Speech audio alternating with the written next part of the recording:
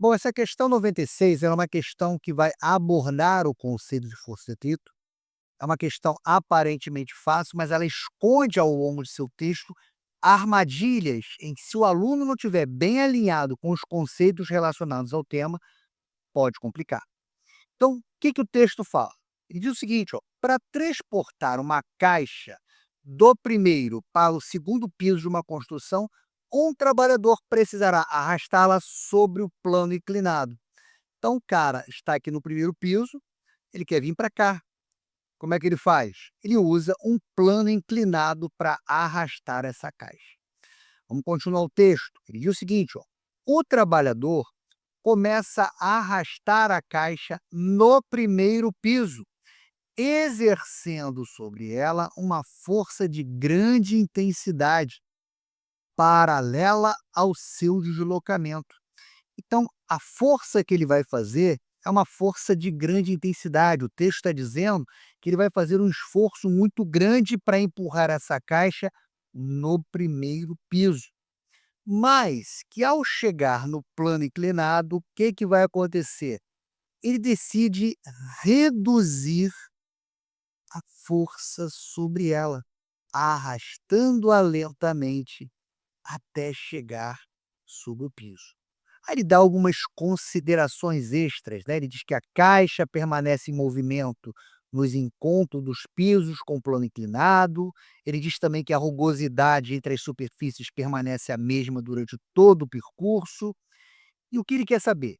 Qual é a opção A, B, C, D ou E que vai mostrar o comportamento da força de atrito entre a caixa e o chão no plano inclinado. No plano inclinado. Então veja, o que aconteceu no primeiro piso não me interessa, tá? Ou seja, eu só vou fazer a análise sobre o plano inclinado, tá? Então veja, para a gente matar bem essa questão, para a gente entender bem, vamos buscar compreender quais as forças estariam atuando nessa caixa. Além da força aplicada, nós temos a força-peso, ou seja, o nosso planeta está exercendo uma força atrativa, puxando essa caixa para o centro da Terra. E essa caixa, de uma certa forma, ela começa a comprimir a superfície do plano. E se a caixa empurra o plano reage e empurra a caixa no sentido contrário. Que força é essa? É a nossa reação normal. Muitas das vezes, questões que envolvem plano inclinado, é importante que a gente decomponha a força-peso.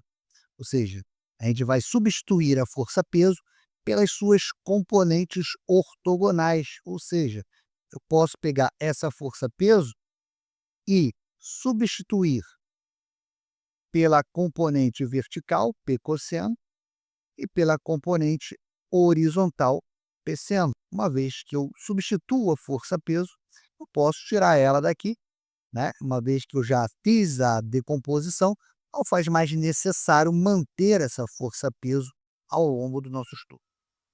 E para finalizar, nós temos, devido ao movimento, a nossa força de atrito.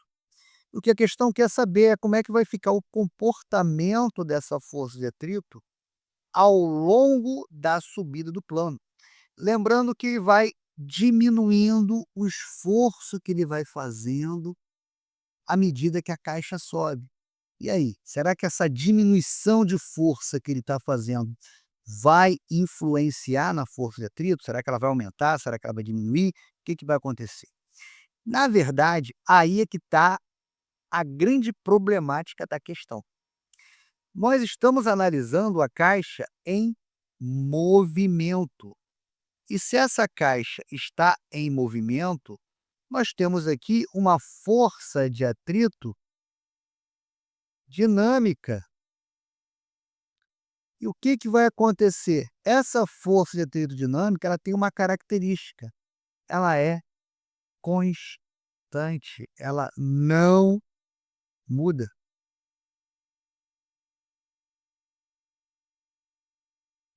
Alex, mas o cara está diminuindo o esforço, mas a caixa continua em movimento.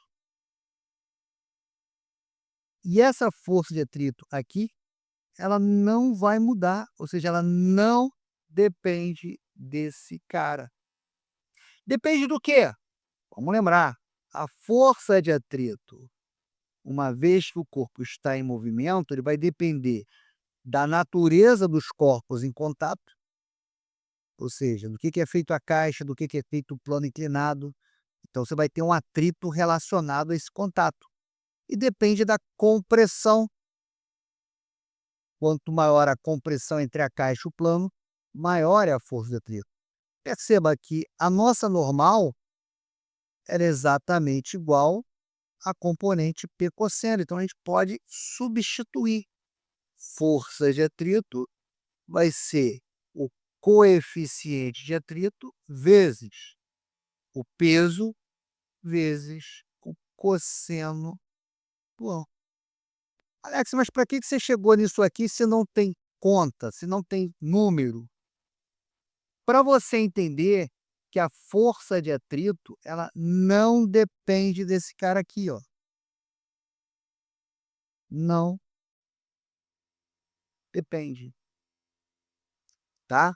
Ela vai depender do quê? Vai depender da natureza das superfícies de contato, vai depender do peso da caixa e vai depender do ângulo de inclinação. Então, se ele vai aumentar a força, se ele vai diminuir a força, isso não vai alterar em nada a força de atrito. Então, se a força de atrito ela vai permanecer constante ao longo dessa subida, nosso gabarito, letra C.